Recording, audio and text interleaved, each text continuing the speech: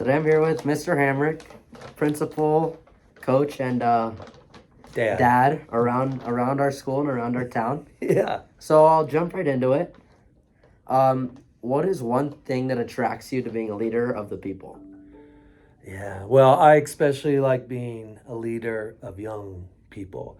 I don't know. I just get high schoolers. I really enjoy high schoolers because they're real. They're at the age of being able to have real conversations and understanding real issues, whether it's adult issues, world issues, social issues.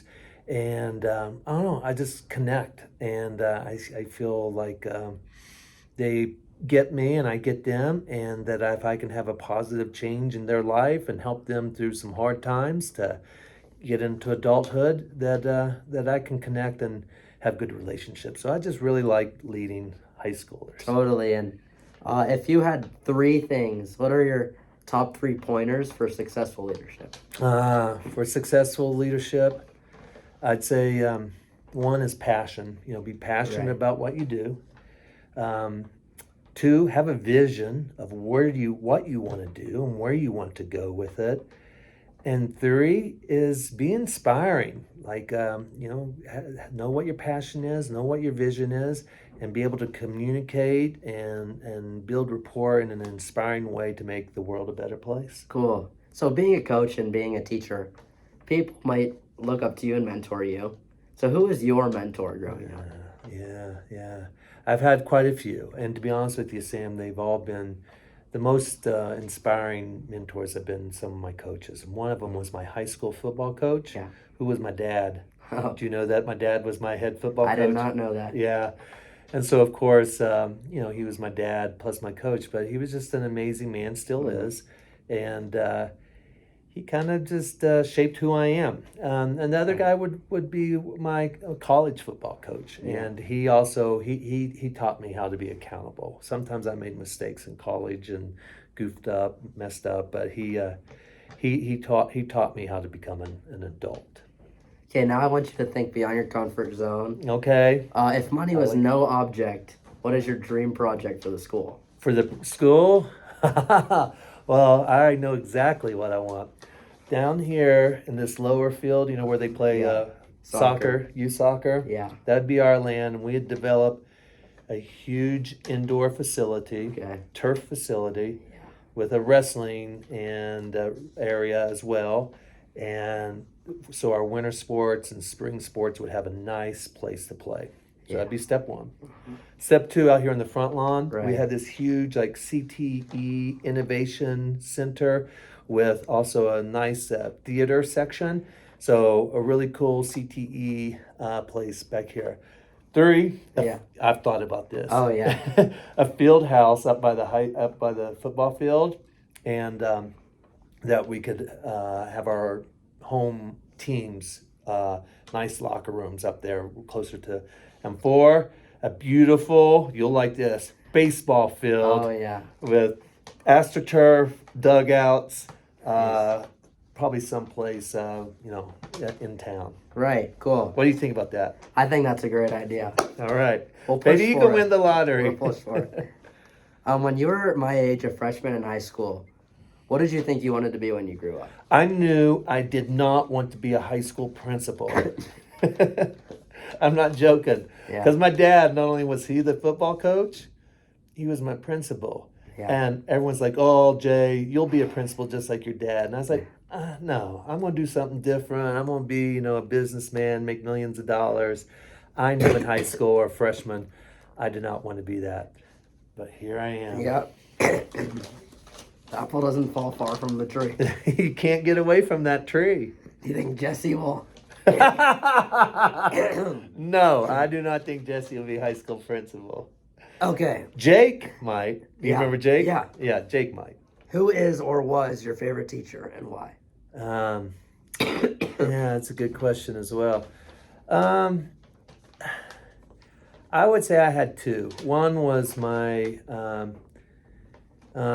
social studies teacher, Coach Hubbard. He also coached basketball, and he was just, again, one of those coaches that just sit down and talk to you and know you at a deep level and understand who you are. And so He passed away here recently, but he had a major impact on my life on becoming a teacher. You know how I said I didn't want to become a principal? Right. He's like, Jay, you should be. And the other was I had a GT coordinator, and she just invested a lot of time into me as far as getting me into college and like helping me figure out what I wanted to do with my life after high school. And Mrs. Hardman is her name. Okay. So now here's a difficult question. Well, bring it on, Sam. What is the hardest thing you had to do this year as our school principal? I've done a lot of hard things, Sam. Some things you don't know about. I bet you have. So I'm not going to go into those things. Right. Let's see here.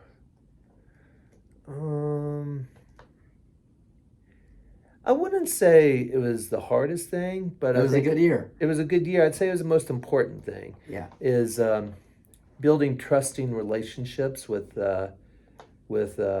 staff, students, and parents. You know, I'm the fourth principal in 4 years. Yeah.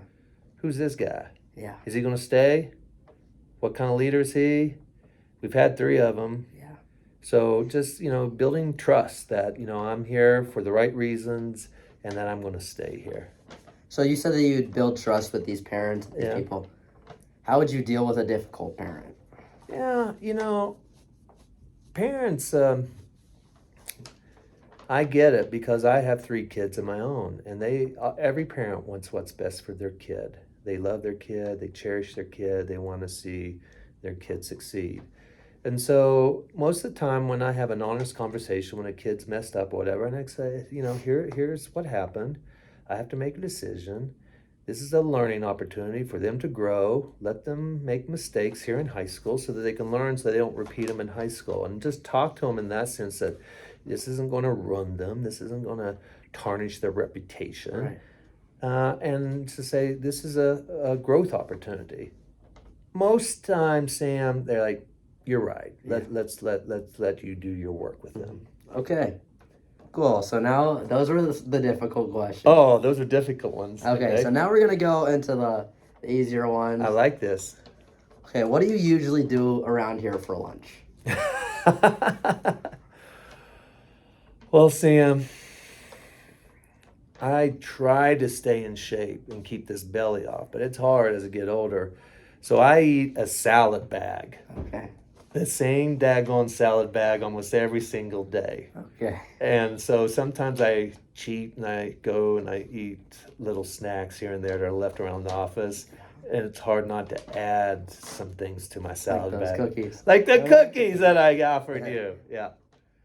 Okay. What is one thing you own, here or at home, that you should really throw out? Yeah, I'm struggling with this one because I like a lot of things. I have a lot of toys. I got a lot of clothes. Yeah. I need to simplify. I have so many clothes that I haven't worn in years, and my closet's full of it. So it's sometimes good to get that crap out of your life. Yeah. Just simplify my wardrobe. Yeah. Not that I have anything really nice to wear, but just I have too much crap. Yeah. I feel it. So we live in this great town in the mountains. What is your ideal Sunday here in Steamboat? Oh, I did it this past Sunday. I'm not joking. I got up, went for a hike with my wife. Yeah. I live up in North Route, so there's some nice trails up there. Came home, and then I got my razor side by side. Okay. And got really wet, hitting some big mud puddles. Right? Fun. Yeah. Then I got on my mountain bike. Wow. And then I mountain biked up some of those trails. I'm not finished. Yeah. Then ate lunch. Then went to Pearl Lake and paddleboard and jumped in. Did what are they called? Plunges? Yeah. Cold plunges. Oh, yeah. With my family. And then we went home and had a fire outside. That's pretty good, huh? Yeah, yeah. I did that all in one day. Okay. Nice. So to close it up here, I wanted to ask you a question thinking back on your childhood. Have you ever gotten an autograph from anyone? Yeah. I love baseball, Sam. Yeah. You love baseball. I love baseball. I got like almost entire Cincinnati Reds team back in Cincinnati Reds used to be pretty They were good. Yeah. Back when Johnny Bench and Pete Rose played for him. So I got a lot, not all the teams. I'd say I got about 5 or 6 of the best players all on one ball. Still have it today. Nice. Pretty cool. Yeah. I didn't get it, but I purchased a Nolan Ryan Wow. autographed baseball card. You still have it today? I still have it. That's worth some money. Save it, yeah. I do. I think Jake or Jesse might have lost it, but Oh, no. yeah, I haven't seen it in a while.